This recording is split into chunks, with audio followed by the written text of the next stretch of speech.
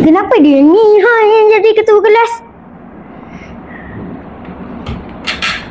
Apa marah-marah ni? Saya nak jadi ketua kelas. Lah, apa susah? Bagi je lah dekat cikgu. Mesti dapat.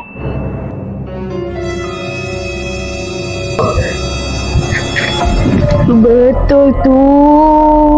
Kalau bagi hadiah, semua benda jadi mudah.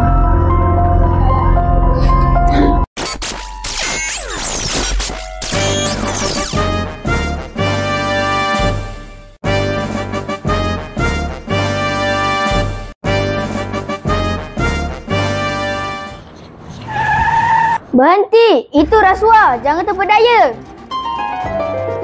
Betul juga je bagi hadiah.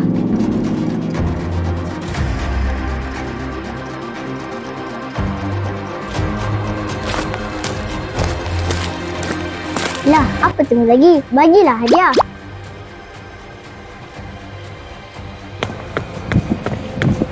Hadiah tu kan rasuah. Kalau dibiasakan, nanti jadi tak banyak buruk. Dosa tau. Tapi, kalau kita tak ambil rasuah, susah kan nak berjaya? Kan bicara kan? Salah tu. Kejayaan sebenar datang daripada usaha, jujur dan amanah. Ambillah. Kalau tidak, kamu tak akan berjaya. Weh, kau dah siap ke kerja sekolah? Kerja sekolah apa? BM, Weh, Nafrin, aku tengoklah ni. Apa-apa? Suruhanjaya Pencegahan Rasuah Malaysia.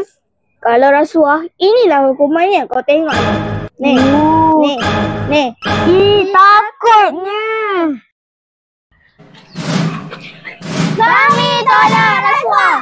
Kami tolak rasuah! Tidak,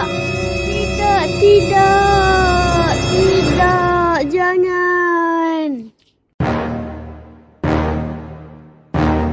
Ingatlah, wira sejati ialah murid yang berintegriti. Kami janji jadi murid berintegriti. Kami